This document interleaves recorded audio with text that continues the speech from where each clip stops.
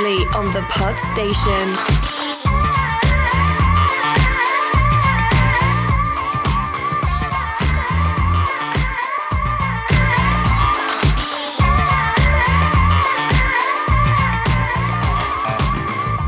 Welcome, listeners, to the finale episode of Disco Fever, Season 3 of Star Trek Discovery, Episode 13, That Hope Is You. And once again, the two Marks are delivering a reverent review, providing you lively debate, conversation, and social commentary. Has this episode wrapped using the last of their MacGuffins? Will Buck and his Dr. Doolittle abilities stick around for Season 4? Has Dr. Culber gone all Dr. Phil? Can someone explain to me how their promotions work in the Starfleet future? Have the two Marks correctly guessed how this season will end? All this and much more will be unpacked in this week's episode. Let me introduce my friend and co-host, Mr. Mark Pollard. Hi mate, how are you doing? Not too bad, and my neighbours have just done a sex tape. Obviously, they don't know that yet.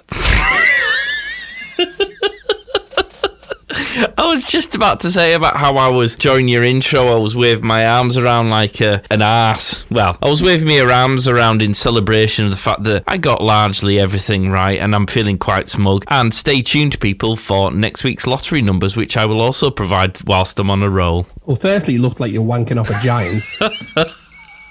And secondly, you say you. I think you'll find if you check the recording from the show, it was actually both of us have been right on many occasions. To be fair, it didn't take a genius to get... Whoa, don't be downplaying my predictions. These aren't things that I generally get right on a regular basis. Quite often when I try and predict, I don't know, a film or a series as it's going through, I'm invariably wrong. And thankfully, by the grace of God, that I'm the only one sitting in the room watching the show, or the missus who generally ignores everything I say anyway, is the only witness to my predictions when they do go wrong. I'm taking full opportunity just to gloat about the fact that I got something right for a change. Oh, I think you got most things right. Between the two of us, I would suggest that a lot of things we predicted didn't come true, but a lot of things that we predicted have happened. Do you need a hand up onto my bandwagon? Is that what you... I got the feeling you were on my soapbox sliding in.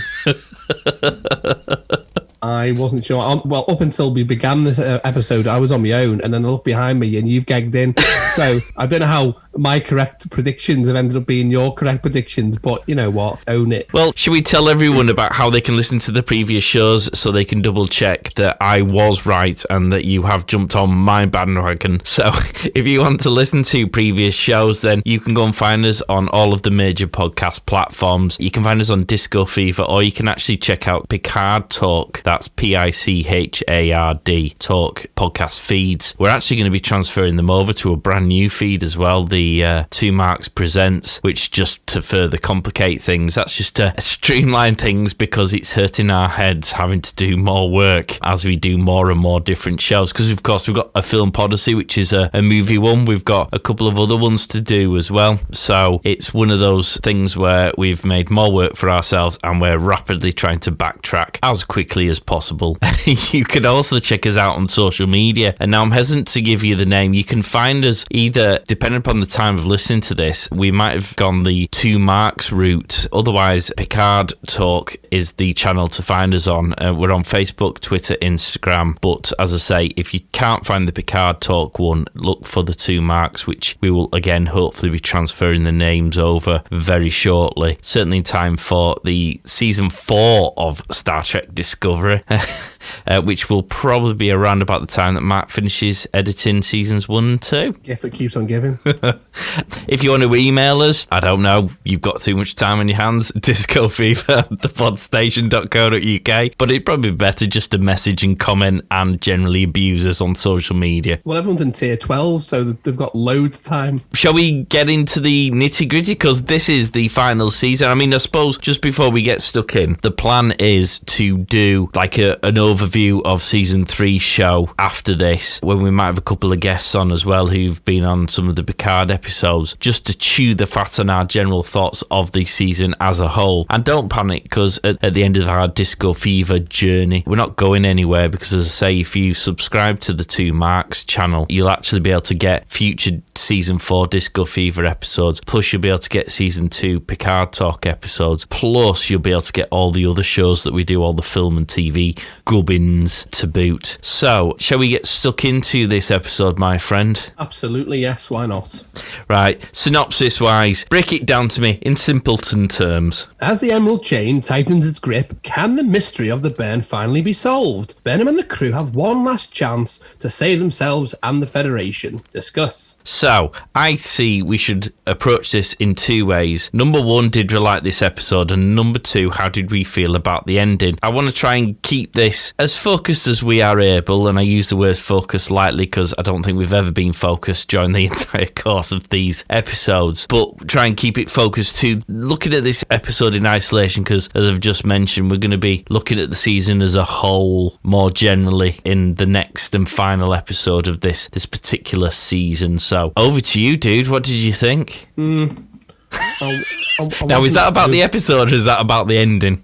Well, the ending was kind of predicted. I thought that was what was going to happen. It wasn't a surprise when the thing that I thought was going to happen happened. The episode was just full of any possible storytelling MacGuffin was used in this episode. I mean, it was an hour and 1 minute long. Within the first 60 seconds, they'd sort of solved the problem about the radiation thing. It didn't rock my world. It's as if, because they've been in lockdown, they've not had the access to the special effects or crew that they would normally have when this is on. Just, yeah, it wasn't great. Yeah. There was bits, but to be fair, some of the bits I fast forwarded because I thought it was a bit like The Bold and the Beautiful. It was like...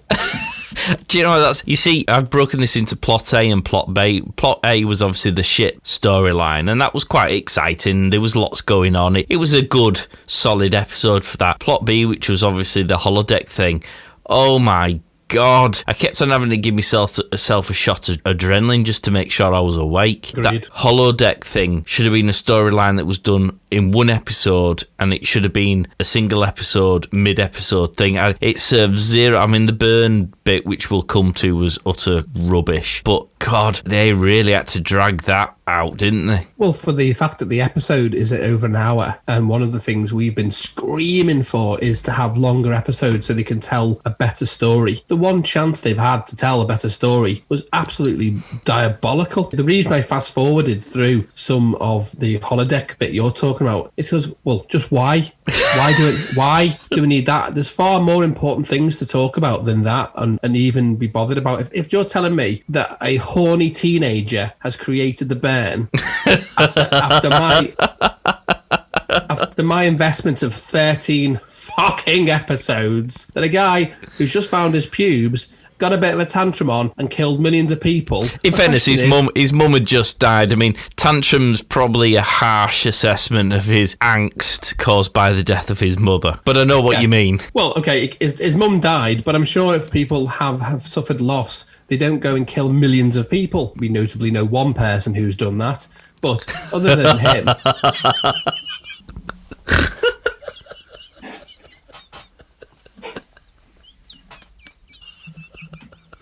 Other than him, this guy got a bit angry, killed millions of people, and what I want to know is, will there be a Geneva trial? Will he be held accountable for genocide? Will that be in season 4?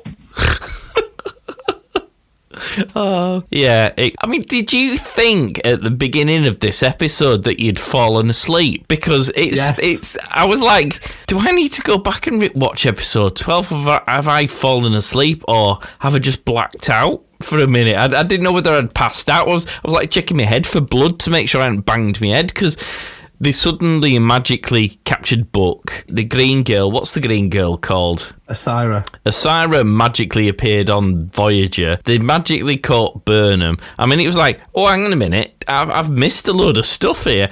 Tilly had unzipped the top of a uniform. I was like, whoa, what's happened? I've missed a load of stuff here. And then I realised that they just couldn't be asked doing that bit of the story, so they just skipped it. And actually, they didn't need to skip it. What they could have done is covered it in a 10-minute period and cut the plot B down by 10 minutes. They could have increased certain parts of this episode and just completely cut others to save the value of threads that they've created. I mean, put it this way, why did we not see in the final act of this episode the warrior nuns fly in with a fleet of ships? You've set it up, you've introduced them, you've set it up. Where's their mum? That was one of the bloody questions of episode 1. Why didn't they come flying in to the rescue? No, we've got the throwaway comment about using the Voyager, which is just a disgrace, to do a cheeky Easter egg and go, oh, get the Voyager to position to 001, whatever.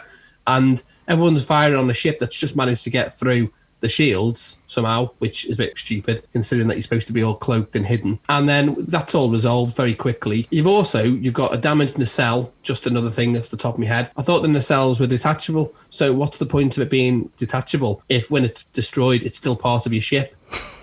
What's the point of that? Also, who's going to go wandering in a nacelle? It's just ridiculous. The whole thing's odd. And so I just thought all these things you've set up across the whole of this series, characters who we've met for one episode and they disappear and then they come back all in different parts. Why have we not made use of the warrior nuns? We know the kick-ass. Well, I was a bit confused. There was a couple of things that were confusing me, and that's obviously a common occurrence in my life. But the MacGuffin, which was the sphere data, which had implanted its pawn bank onto some little robots, but that was because it hadn't been deleted from the system. And so if it was on the system, why wasn't the sphere data, why wasn't it able to, I don't know, undermine the programs that they'd installed on Discovery? Because if it was still part of the system, presumably it could have been doing stuff on the ship as a whole. So when they decided to switch the oxygen off to choke everybody, and by the way, holding your breath for 10 minutes is an impressive gig. I tried holding it for 10 seconds and nearly passed out. In fact, maybe I did try that, passed out, and that's why I woke up like 10 minutes into the storyline. But the sphere could have fixed the whole life systems issue that they had, because they could have gone, oh yeah, can you switch them back on again, Sphere, because you're still on the system? Yes, no problem, because we're dead clever, because we were able to transfer our consciousness into robots as well as remaining on the system. You know what I mean? I agree, but that's easy to do, isn't it? So yeah, I thought that was a bit weird. I mean, I like the fast-paced approach to it, where they're kind of running through turbo lifts and all that kind of thing, but it was all over far too quickly. And for things that have been built up and set up over the whole season, it just seemed to be a really bad payoff for those outcomes. Well, Burnham was doing quite well evading capture at the end of episode 12, and then had suddenly got herself caught by the beginning of episode 13. And Buck was much the same, wasn't he? I mean, he was standing there looking like a naughty little school kid. Yeah, it was just over far too quickly. I don't know. I also think that when you've had this season and even the previous season develop essentially the supporting actors in the show, why is it always the same people solving the problems? So, for example, we've said this before in other episodes of this, where Burnham's always on the away team, and in particular this season's been Burnham and Buck. I know Tilly's been brought in a bit more to levitate her character, but basically by the end of it, it's back to the way it was in season 2. It's the same people all the time. Why haven't we got Owo or Reno? Why haven't we got Reno, who we've said many times survived a planet on her own using her wit, her experience and knowledge of technology? Why have we not seen her being the person that solves a problem, or be a person on an away team or something? I know she's probably technically engineering and you probably wouldn't have that happen. Well, let's be honest, you had Tilly on an away mission. She was about as much use as an ashtray on a motorbike. Well, we had Tilly as captain. I mean, that for me has slightly tarnished that character, because I now look at her as a bit of a failure, because I thought she was a rubbish captain, but I don't think she should have ever been made captain. But now she has. You kind of look at her and go, yeah, you were captain, and now in future when you need to sit in the captain seat, we're going to have this really frustrating dead tropey, oh, have I got the confidence to do it because I failed the first time round nonsense. Yeah, that thing didn't sit right when we were talking about it at the time. The latest revelation, which is, if you recall, the guy we saw in episode 1 who sat at his desk, the non-commissioned officer, I might add, who'd sat at his desk for 40 years waiting for someone to reignite Starfleet, is now a lieutenant if you're American. In fact, however, if you're English, it's lieutenant. Just saying. He's now a lieutenant. Ensign Tilly has been an ensign for at least 3 years that we know of, which is the seasons. So she becomes captain. So an ensign becomes captain, and a guy, man down the pub, who sat at a desk for 40 years doing very little other than just listen out for the doorbell. He is now a lieutenant. He was lovely, though. Oh, is that how you get promotion these days? I'm fucking lovely. Well, that's a matter. That's a matter of opinion. Get in touch, people. Let us know whether you think Mark is lovely. You've seen all the shitty photos. Don't use them as your reference. Dig deep, guys. Use your emotion. Pretend it's an exchange between Dr. Culber and Adira. Where should we start on this whole ship thing? We obviously have the life support issue, which has got everyone gasping for breath as they all walk together as a team, sharing oxygen. Wouldn't it have made more sense for just a couple of them to go and the rest to save themselves as much oxygen as possible? Short answer is yes, but let's think about the other way. Two people who... There's a couple of things here, actually. You've got different species, and none of us know how they breathe. Linus, with the big eyeballs... Didn't they release all the crew? It was only the bridge crew. I think they kept on the ship, yeah. Oh, I might have been holding my breath and suddenly had an aneurysm. Maybe that's what happened. That's probably true. Well, let's pretend we've written the story the way it should have gone. I would have walked myself to the room where they store all the spacesuits, jumped in a spacesuit and done what Ripley did in Alien and just sit in it with its own oxygen supply and then reboot all of the systems. That's a good idea. And actually, they'd also met the robots, hadn't they, in the last episode with the sphere data robots? So couldn't they have just told them what needed to be done and sent them on their merry way? Instead, they were sending the only things that could breathe in this environment in first to get shot and exploded like an episode of Mandalorian. Yes. I love how that's your reference point now. Oh, yeah. I'm watching it the second time now and loving it just as much. Welcome to the 21st century, my friend.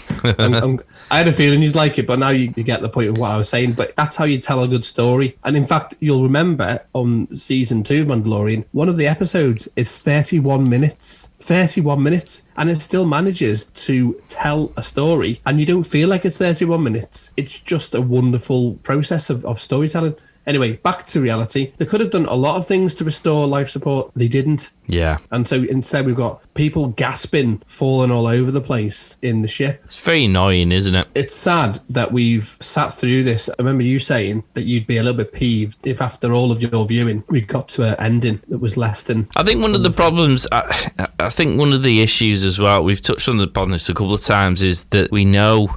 Now they've decided to sort of ditch the Game of Thrones approach and go down a little bit more of a traditional Star Trek approach. You've kind of lost that element of life and death in situations like that, because I've got very little belief that OO was ever in that level of danger, that she might potentially find herself exploded when doing the nacelle thing. It just seems to me that she was always going to get out of that pickle, and when the robots arrived to pull her out, I'm thinking, well, she's going to be alright then, isn't she? And then when she knows she's going to be alright and that it's only down to all of the main bridge crew all choking for oxygen, that's when you know that they're going to be able to save the day, because they're not going to kill off the whole of the bridge crew, are they? That doesn't leave an awful lot of direction to go for the next episode, which is a shame, because if someone like Owo would have been sacrificed in the same way as Ariam gets killed, that had, even though we didn't really know that character very well, that had quite an emotional poignancy to it. And I use the word nice loosely, but it would have been nice to have had some sort of casualty as a result of this whole debacle. Otherwise it becomes very 19 90s Star Trek, which loved, by the way, but doesn't really give you any personal... There's no feeling of loss, is there? There's no stakes. That's the word I was looking for. I mean, the only thing I could compare it to is the loss of Tasha Yar in season 1. I think that came as a shock. I mean, I realise it came from a position because the character, or the actress playing the character, wasn't happy about the lack of development of her character. And they obviously brought her back with plans to do other bits and pieces in the future Enterprise with the Enterprise C, etc. I enjoyed her character. I liked her character. They killed her off, and it came as a shock. And that was only season 1. And so it can be achieved. And that is essentially 1989, isn't it? Or 87. I think I realise the balance they've got to play, which is this season they've tried very, very valiantly to build the supporting actors to become more valued, and this season has been all very top heavy with touchy-feely. We're all a family, we've all got problems, we all need to work together, let's have a cup of tea and a slice of cake and resolve our sadness. And it's been very emotionally charged in that respect about looking after each other and being better to one another. And I get all that, but I think what that's done has shifted the focus away from the overall storytelling, which is what I've said many times, is I don't tune in to watch an episode of Geraldo.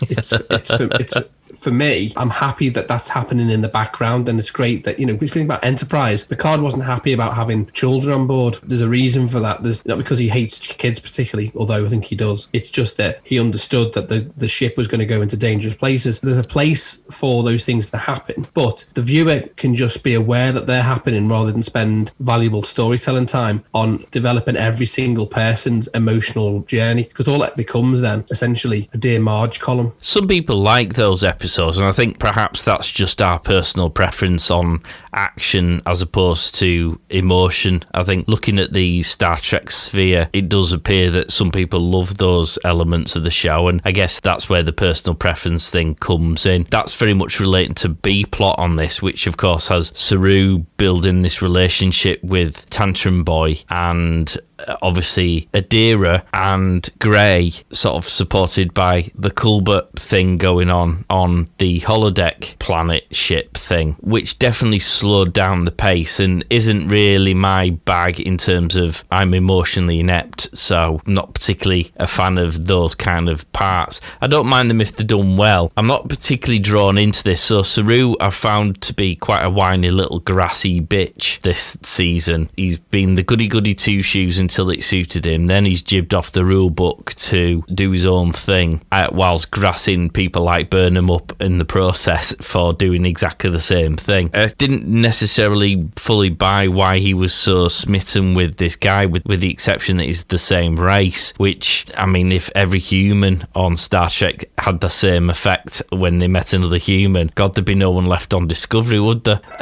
Or in Starfleet for that matter. And then you've got this weird thing going on with Grey, and I cannot fathom this storyline for love nor money, because Grey, like all the other previous symbiont hosts, is supposed to be, as I understand the whole history of this species, he is a memory which is kept within the symbiont that Adira is hosting, and therefore Grey shouldn't have any consciousness, because Grey is essentially a memory, not a fully fledged being. And there was nothing that happened during Grey's death that would lend itself to justify how Grey is a conscious being. And I'm sure they'll try and shoehorn the fact that the host is within a human as opposed to a Trill, and this is a side effect, and that lets that little doozy out off the hook, doesn't it? But otherwise, there's no justification for why Grey has the level of consciousness that exists there. And the whole holodeck thing, which even lends even more credibility to Grey having a consciousness,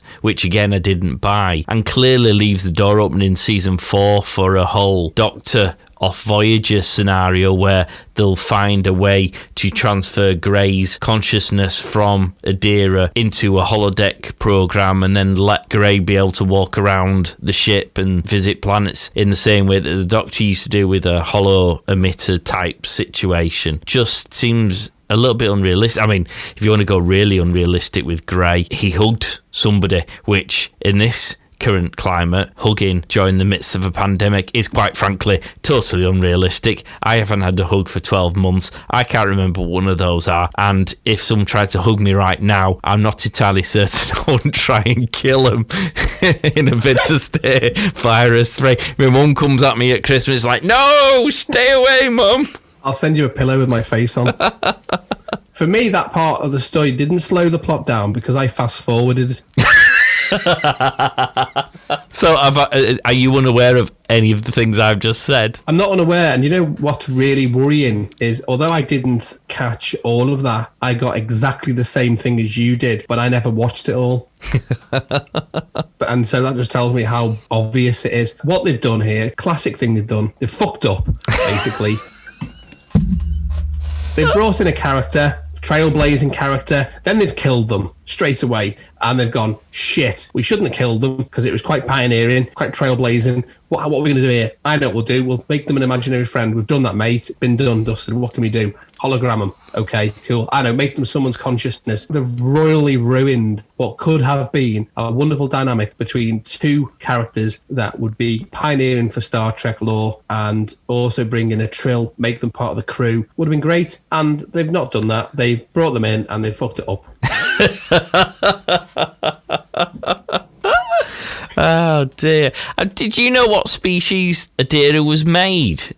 It was a weird one, and I have to say, I'm sure people will say on the basis it's a made up alien, their ears are supposed to look like that, but their ears look like a really bad makeup job. It looked like they'd just taken a couple of pieces of plastic and just glued them to the outside of her ear.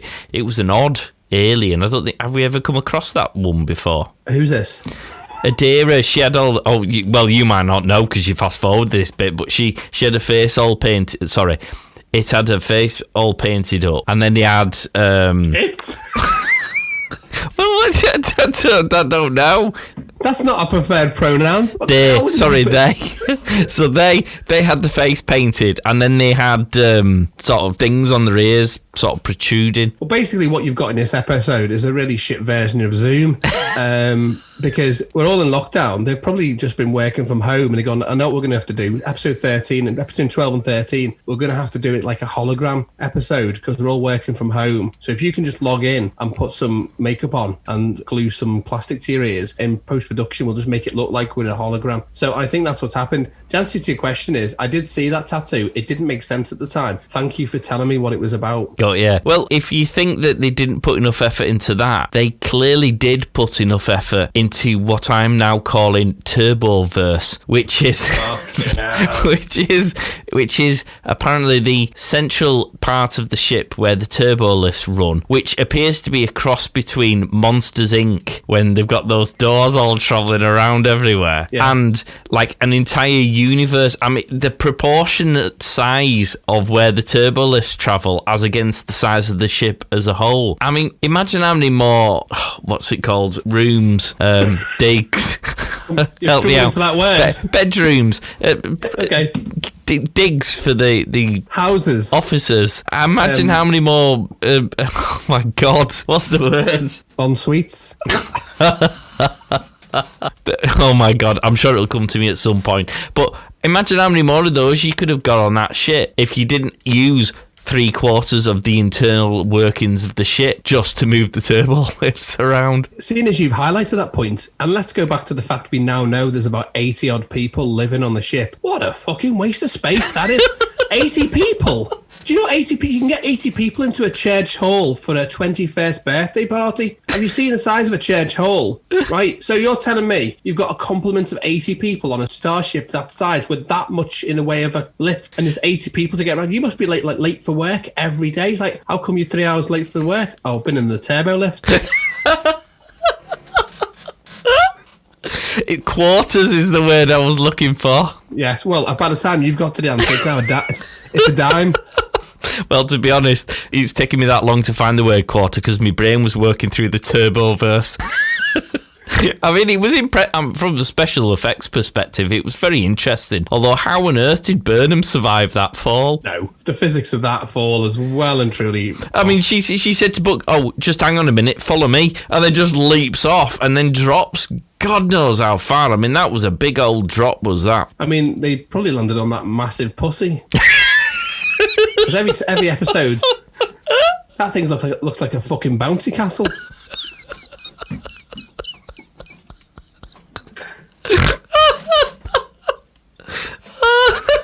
I mean, I love the fact that when he's having a fight, when he's fighting in the turbo lift, and he sort of calls it a cat, and he kicks him off and comes up with... I mean, we've said repeatedly that we absolutely love Book as a character, but it has to be one of the shittest one-liners I've ever heard, where he goes, "It's not a cat, it's a queen." It's like, what the fuck? That makes no sense whatsoever. I mean, is queen the species? Is this us being misled by our preconceptions that the word queen just means that the cat's a bit of a princess? Or is it actually the name of a species? It'd be a shit name for a species if it was. And why that species would look identical to a cat and you wouldn't just call it a cat is beyond me. But as a one-liner, it just didn't work. I laughed more at the fact that it was shit than I did at the fact it was a one-liner. Well, unless it's one RuPaul's Drag Race. We're in the company of some amazing queens tonight. Where? Beast! Just didn't serve any purpose as a story. All I've noticed is it looks more like a Wookiee every time. It gets bigger every episode. Oh my God. And poor old Book didn't have a very good episode here, did he? I mean, he got put through the ringer a little bit. I vaguely remember him being in it. Last time I saw him, he was being electrocuted. Then he wasn't. And then he was in a fight in a lift.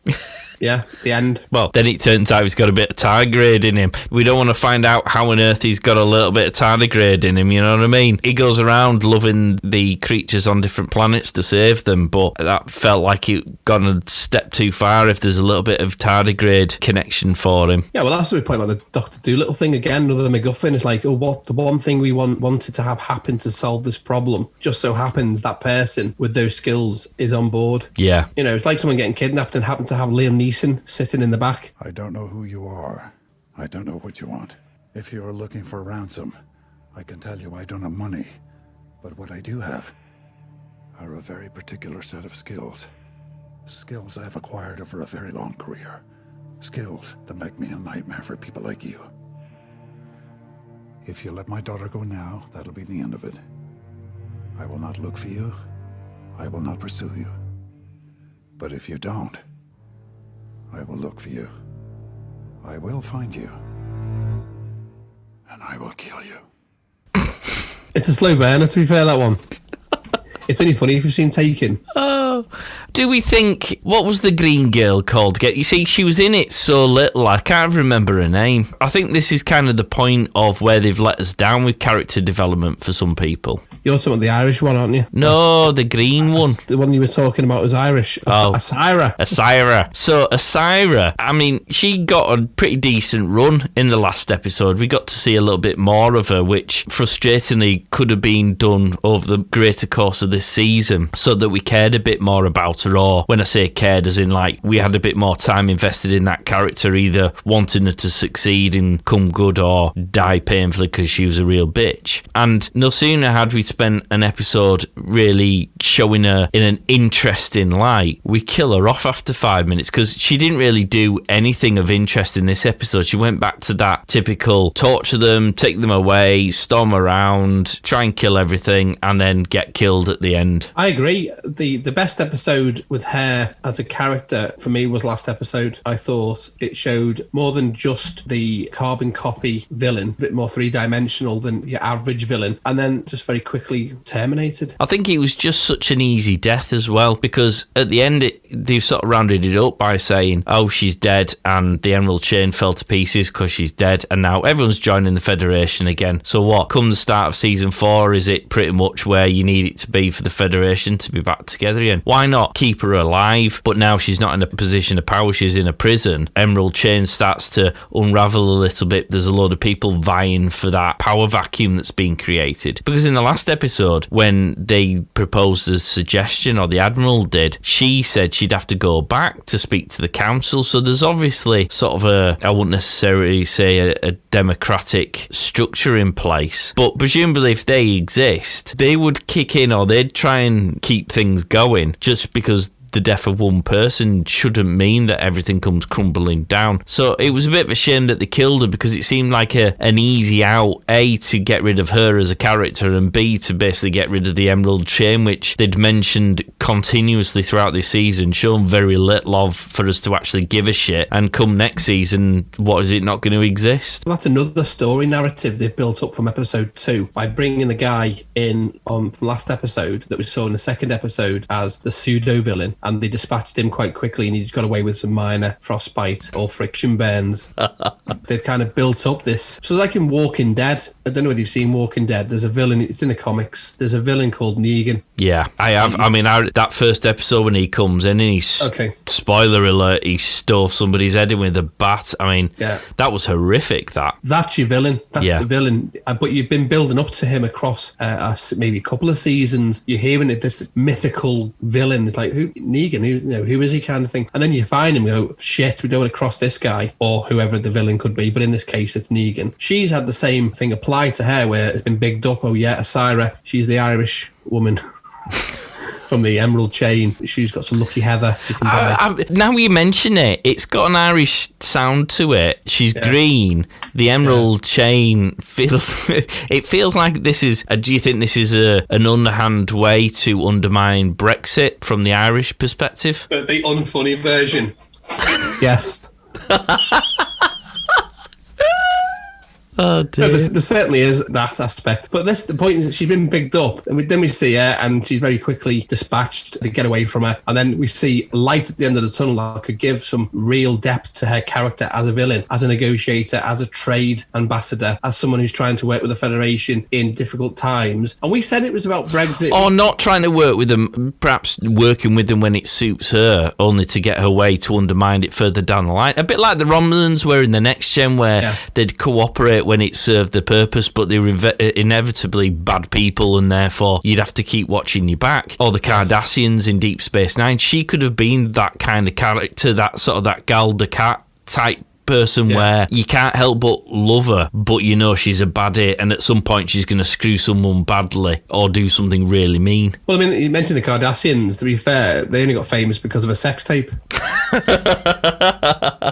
Was that the one that you've done that they didn't know you've taken? Yeah. It's great. No, you're absolutely spot on, and that's the problem. There was the depth of character only to be ruined at this juncture in this episode, which has now stopped that being a thing. And also, as you rightly say, there would be a second command. There would probably be a consortium of villains who are all part of the Emerald Chain, like the Orion Syndicate. There isn't just one person, and there's already, as we've already said in leadership, there's already somebody trying to vie for the next leadership position in a adversarial organization such as the Orion Syndicate and the Emerald Chain. It's clear to me there would be already somebody ready to take over, similar as you would have with the Terran Empire. They're all getting killed off to get a promotion, which is something clearly you don't have to do in Federation. You just sit at your desk for 40 years. I thought you had the promise of being a really good villain. In the effort to tie up loose ends, they've either ignored plot points or they've just very quickly gone dead.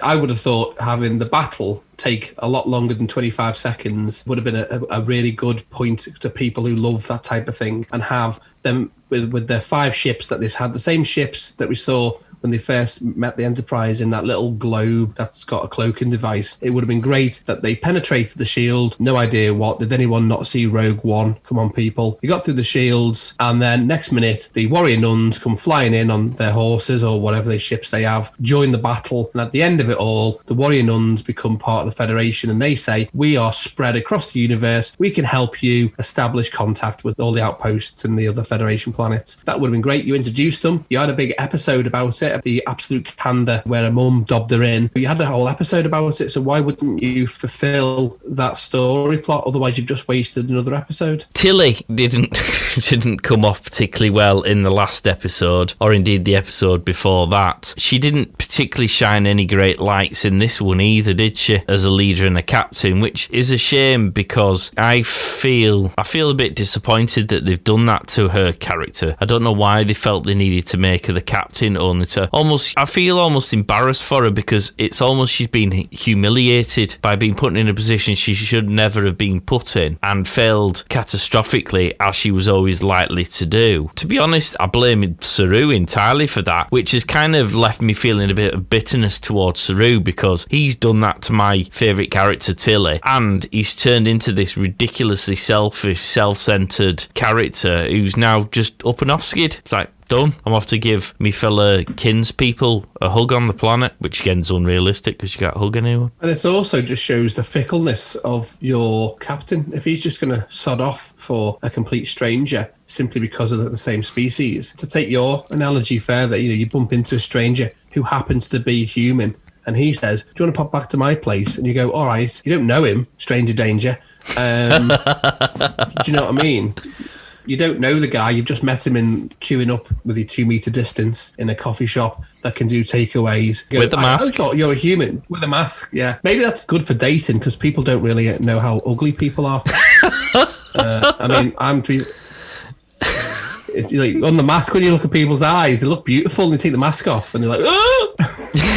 Moving on. She's taking a back seat now, hasn't she? I mean, she's quite literally just stepped back. I mean, I'd be interested to see who Burnham makes her number one. Was it suggested that Saru was going to come back after his sabbatical? I don't know. I might have tuned out of that. I just thought it was a bit of a cheek, considering this is the person who's complained about being a captain. He's been overlooked time and time again. The moment he becomes captain, the first time, he just sods off. Tilly did exactly what I said she was going to do, relinquish her position because she's a terrified mouse, and gives it to the one person that we knew, and we got an inkling of how she was going to be as a captain. Gives it to Burnham, and also I said they were going to mine the dilithium, and I said it would be all nice because everyone would be happy and equal, and that's exactly what they're going to do. All because they managed to stumble across a ship that's got a spore drive and put their away team at risk with radiation poisoning to have a chat with someone and give him a lollipop and an ice cream because he hit puberty.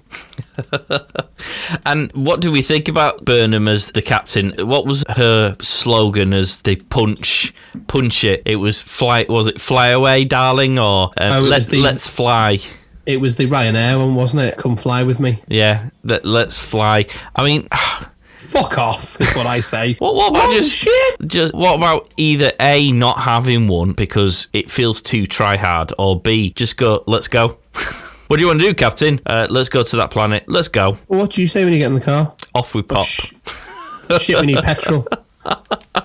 You've run it empty again. Yeah. We're on fumes here. It was just a bit wank, wasn't it?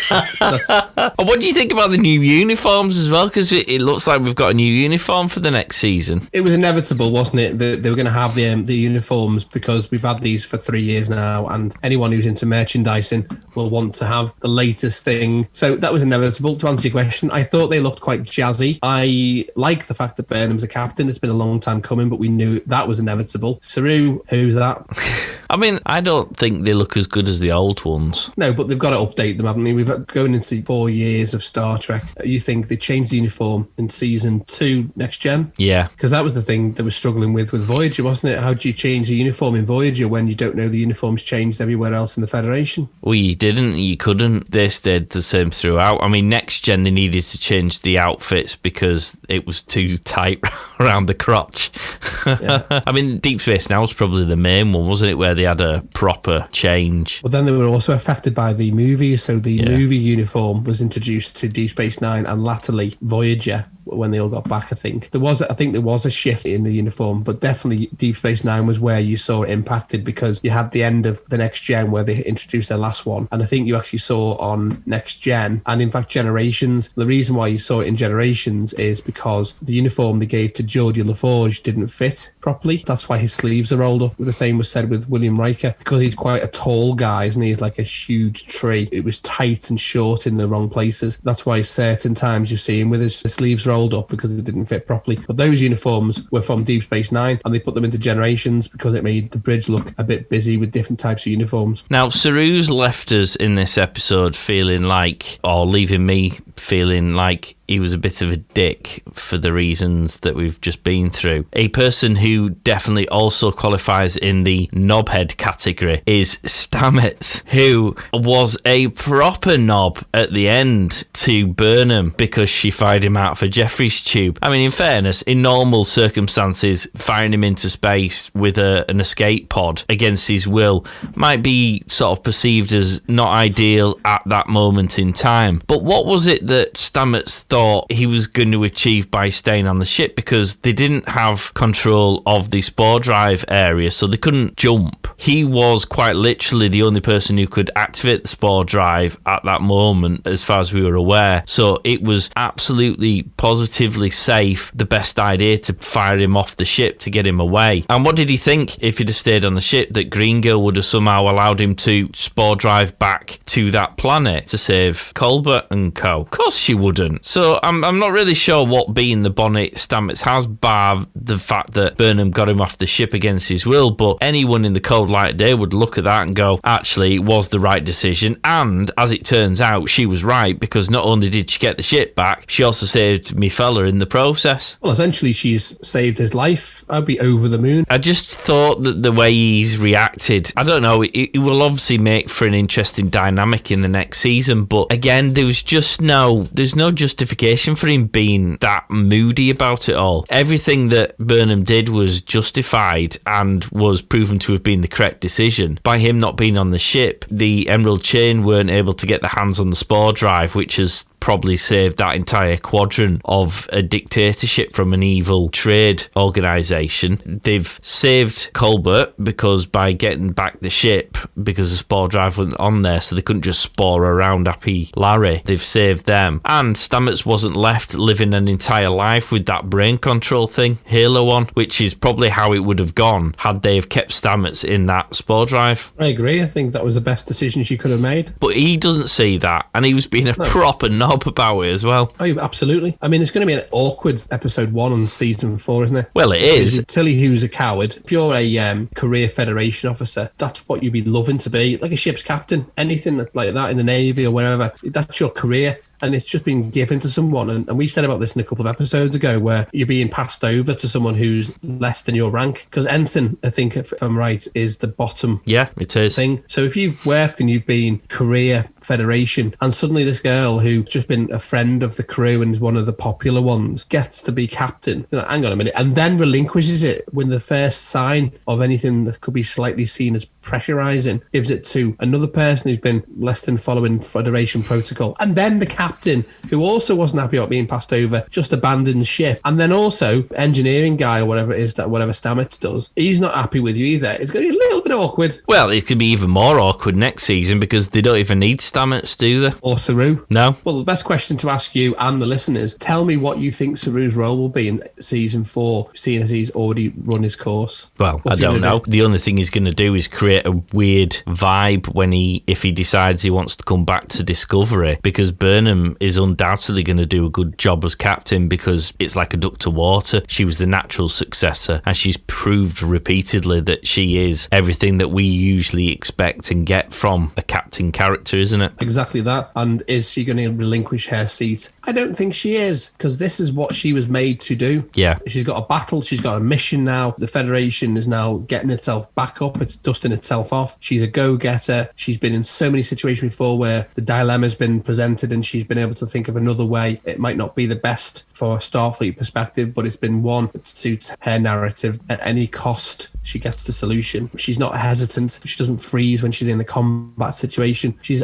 ideal. She's perfect. It's just interesting how now these other characters that have sort of stepped away from the limelight are going to reintegrate themselves. And when she's had a personal challenge, the first thing she hasn't done is jib off the job, which is what Saru's done. First time Saru's had a little bit of a ping at the old heartstrings, and he's gone, right, I don't think he's got the moral high ground to come back to take the captain's role either. A, because the way he's just abandoned it quite happily, and B, because when he was the captain, well, the irony is, up until this season when he was captain, he was brilliant, and in this season he's just been terrible. He's gone crying to his superiors because he can't manage his team, and then when the first opportunity has arisen for him to make a decision between practicing what he preaches and following suit for the people who he blew up, he's gone down that exact same. He's a hypocrite is what he is. Oh, I totally agree. It's just going to be a difficult dynamic to manage. It seems absolutely reckless to have him stay on a planet simply because he's met someone that's similar in species without taking a step back and looking at the greater problems that have been caused by that one thing. Because essentially you have to address the elephant in the room. He's caused the death of millions. Whatever's created that is academic at this stage. They're the results of the fact he's killed millions of people. How do you resolve that with people who've lost people? Well, interestingly, I mean, I'm claiming this as a victory insofar as I thought that the Federation would be responsible for the burn, and technically they were, because it was a Federation ship that they were on, and the reason why they were there was Federation business. So I'm claiming that, as tenuous as it is. In fact,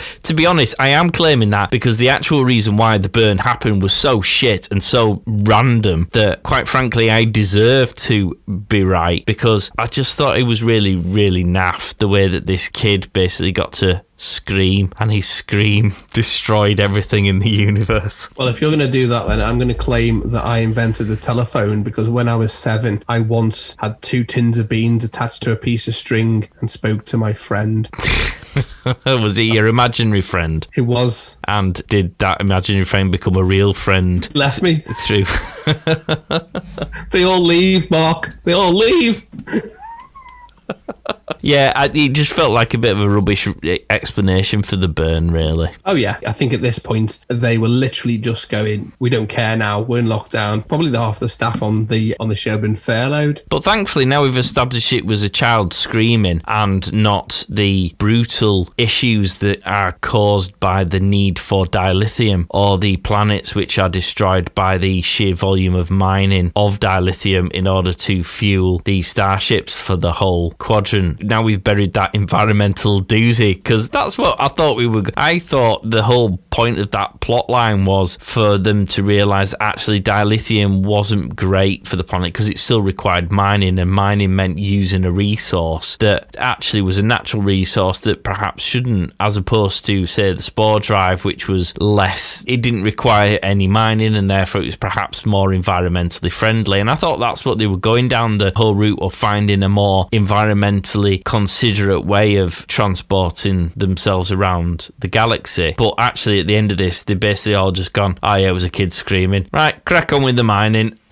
Again, mirrors what goes on in today's society, isn't it? It's like everyone's happy to be, inverted commas, green until they realise that, well, Leo, let me ask you this question, because we have similar things about the planet. Would you ever ride a bike to work knowing that it's a greener option? Would you cycle to work? No, and that's largely because we live in England, and we live in the northwest of England, and we are gifted with copious amounts of rain and cold weather, and just generally winds, frost. It's not a nice place to ride a bike, and there's no bike lanes around here, and we live in an area where there's lots of country roads. And if you're in America and you've never been to England, when I say country roads, I don't mean those sort of desert roads that you have which just run in a straight line. Our country roads are about as wide, you can probably touch hedges if you stretch your arms out on both sides of the road, and they wind around, and you get stupid teenagers who've borrowed mum's car and are trying to impress the mates doing 100 miles an hour around these corners, and there's you pootling along in the driving rain on a bike, and invariably will get wiped out. But it's saving the planet, mate. Well, it will do, because it'll save me using up oxygen and resources, because it'll be dead. Photosynthesis, it's all good. Yeah, so and that's the reason we will get in our car, because it is far more easier to do so. And that's all that the Federation have done is, oh yeah, we're really green, we're looking out for the planet. Oh, dilithium, let's crack on. As you were. Yeah. And so that's that plot point now solved, done, let's move on.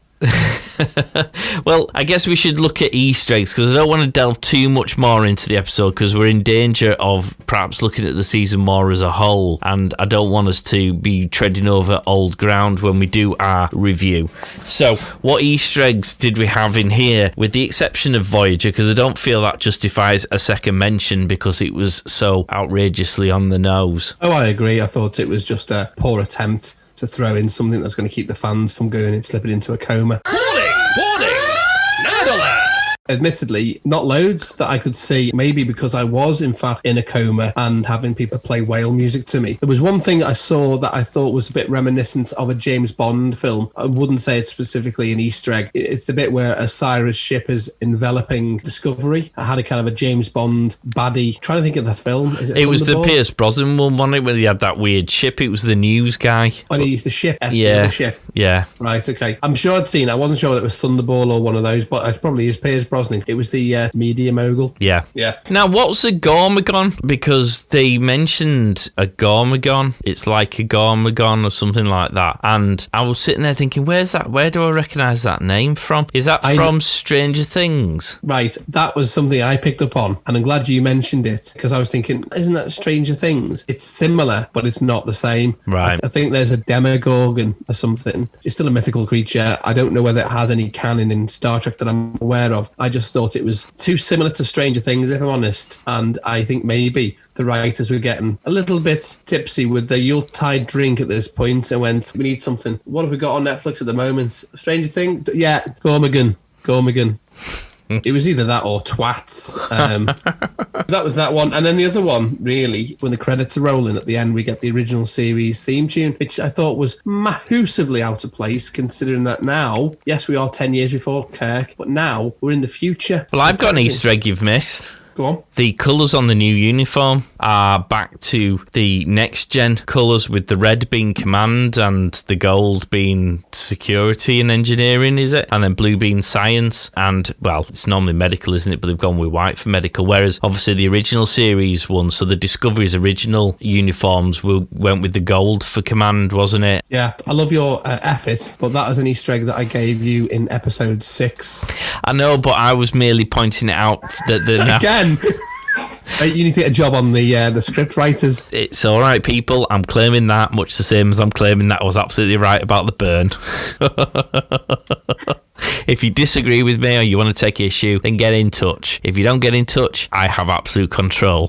So if you haven't got any others, that's all I had. No, that's it. I don't do that anymore. I can make up or claim from a previous episode. Because, as you quite rightly said, the episode was made up of holodeck and ship stuff. There wasn't any, really, that I saw they've thrown in. There might have been. I'm sure that some eagle-eyed person may have seen something that I missed, but I think I was just stabbed myself in the leg with a fork. So what are you going to give this episode out of 10? 6. Okay. The explanation, it wasn't a great finish for the reasons I've said. I thought it was clumsy. I think the stories that we've said from the very beginning were rushed and not even followed through. There were loads of story threads that were never completed. We brought in people that we saw in episode 1. The guy, I say, who's now a lieutenant, didn't make any sense. If you're going to introduce him in episode 1, we said, why not have him back across some of the episodes to see how he's getting on, making contact with things like that. No. We don't even know what the time frame is that they've been there. But let's say they've been there for 6 months. So in 6 months, a guy in the high street is now a lieutenant. That's what we're saying. The warrior nuns have been wasted. How has he got there? Is that because of the dilithium that he's now able to go there to get his commission? Because prior to then, they hadn't been in contact with anyone for, forever, had he? No. And no one had been to visit him, so presumably it was because he was so isolated. So I'm assuming it was the ability to get dilithium, to get there, to pick him up, to bring him back, to give him a new uniform. Yes, but I think probably they're hoping that people just don't care less. But again, just another example of poor and tardy story plots. You've seen people being thrown into the mix, and then other people who are established. Like, again, we get to see the engineer one, the funny one. Yeah, Reno for about 30 seconds. Yeah, I don't understand. I mean, unless they are doing, I know we're joking, but unless they are filming this via COVID and they can only fit too many people in a room and they go, can you come to set today and we'll only have you? They're not using the full complement of the crew that they've tried so hard to bring to the forefront and make, rather than just background people, give them a story, which I think is a great idea, at the risk of other storylines being completed. But they've not even brought in your own crew members. So this guy from episode 1, who now we're supposed to remember who he is, I just thought the whole episode was poorly managed and didn't meet my expectations. Wow, okay. And, well, as I've already said, I don't know what we're going to do with Saru. Am I bothered? Not really. Am I bothered about Tilly being back to an ensign? Well, not really, because I thought that's what it should be and follow due process. And you shouldn't be given brownie points just because you happen to be the person in the same room.